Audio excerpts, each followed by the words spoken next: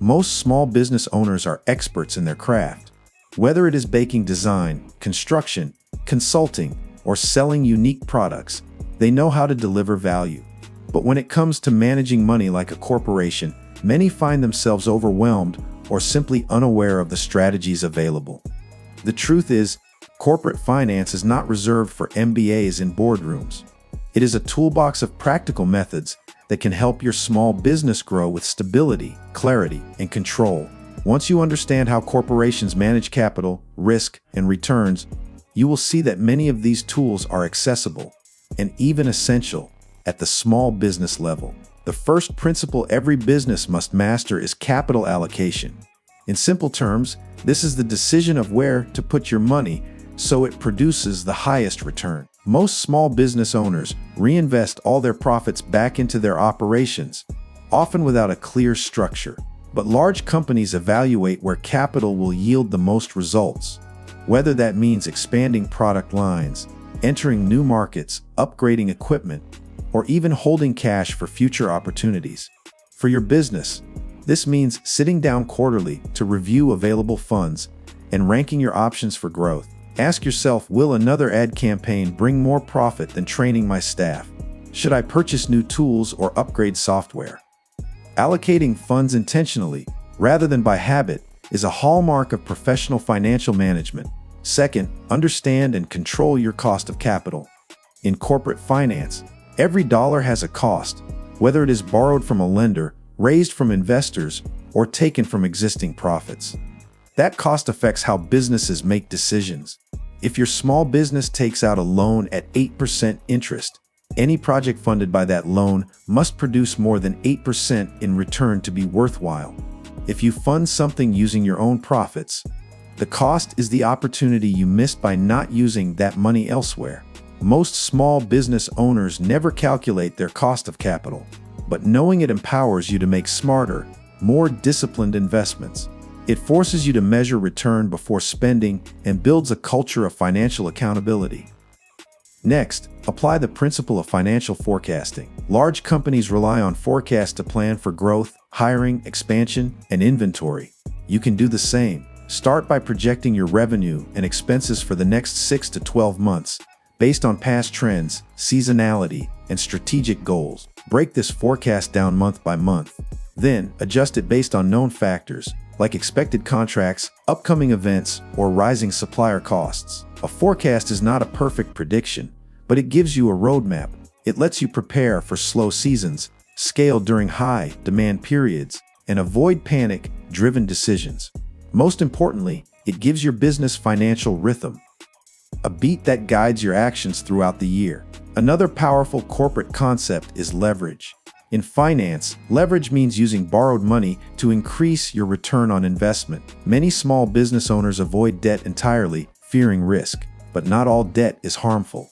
Strategic leverage, used carefully and with a clear plan, can accelerate growth. For example, using a business line of credit to purchase equipment that increases production can yield far greater returns than saving up for years. The key is to borrow with purpose and confidence. Understand the terms. Measure the expected return. Create a repayment plan. Use leverage like a scalpel, not a hammer. When used wisely, it can be one of the fastest ways to grow your capacity and profits. Moving forward, one essential concept from corporate finance is working capital management. Working capital is the difference between your current assets and your current liabilities. What you own in the short term versus what you owe.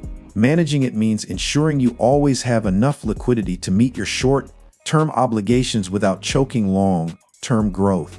If you are constantly short on cash to pay bills or employees, you may have a working capital problem.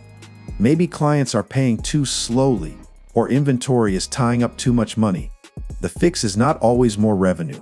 Sometimes it is tighter receivables, better inventory turnover, or negotiating longer payment terms with suppliers. Keeping your working capital healthy ensures you do not just survive, but thrive under pressure. The next idea is return on investment, or ROI. This is the lens through which every smart business owner should view spending. If you invest $1,000 into something, whether it is marketing, equipment, software, or staff, You need to ask what measurable return it will generate. Too often, entrepreneurs spend reactively, based on emotion or trends. ROI thinking forces you to become more analytical. You track results, you evaluate effectiveness, and you stop pouring money into what feels good but produces little. This mindset, borrowed from corporate finance, transforms every dollar from a guess into a tool. Another principle is diversification, and while often discussed in personal investing, it applies to business income streams as well. Relying on one major client, one supplier, or one marketing channel creates vulnerability.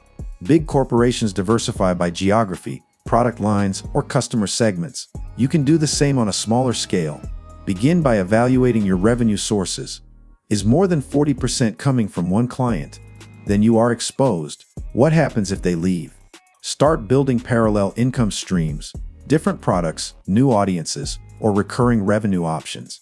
Diversification protects your stability and positions you for resilience during unexpected challenges. Cash flow management is another area where corporate habits can help. Corporations model their inflows and outflows daily, weekly, and monthly. You should do the same.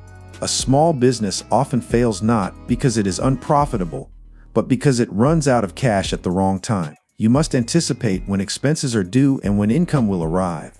Plan your payroll, vendor payments, rent, and taxes in advance. Use software or simple spreadsheets to map this. Delay expenses if needed, or accelerate receivables. Never rely on your bank balance alone. True financial control comes from knowing not just what you have, but when it will change. The concept of cost structure analysis is also powerful. Corporations constantly examine their fixed and variable costs. What stays the same each month versus what scales with activity. Understanding this can help you plan growth more intelligently. If you have high fixed costs, like rent and salaries, your break-even point is higher, and you need consistent revenue to survive. If your costs are mostly variable, like contractor fees or shipping, you have more flexibility but possibly slower scaling. Analyze your cost structure and ask how you can reduce fixed expenses or turn them into variable ones. This gives you agility and improves your ability to withstand slow periods. Let us also explore the power of scenario planning. Corporations do not plan for just one future, they plan for multiple ones. Best case, worst case, and most likely. You should too. What happens if revenue drops 30% next quarter? What if a major opportunity doubles your workload? What if interest rates spike or suppliers raise prices? Planning for different scenarios allows you to respond calmly, not reactively. It trains your mind to think ahead, and when a challenge arises, you already have a plan B, C, and D next. Adopt the mindset of capital efficiency. This means getting the maximum output from the least amount of capital. It is not about spending less. It is about spending smarter. If you are investing $10,000 into a new system, can you do it for 8? If your team is working overtime, can automation save time and cost? Corporations are obsessed with efficiency because every dollar saved becomes a dollar of profit or fuel for further growth. As a small business owner, you should think the same way. Always ask, how can I achieve the same result with fewer resources? That discipline compounds over time. Lastly, develop the habit of quarterly financial reviews, just like large companies conduct board meetings. Set a regular time, once every 3 months, to review key metrics: revenue, expenses, profit margins, cash flow, and projections. Reflect on what worked, what failed, and what must change. Bring in your accountant, advisor, or even a mentor. Make it structured. Create a dashboard. Track metrics over time. The point is not perfection, it is progress. Businesses that review often grow smarter. They make data-driven decisions. They see trends early. They course correct before problems become crisis. Your small business may be lean, but it can think like a giant. When you apply the principles of corporate finance, you stop running your business by instinct and start leading it with strategy. And the results will show not just in your numbers, but in your peace of mind. If you want to take this to the next level, the next video will walk you through how to build a cash flow forecast that keeps your business one step ahead. Make sure to watch that next.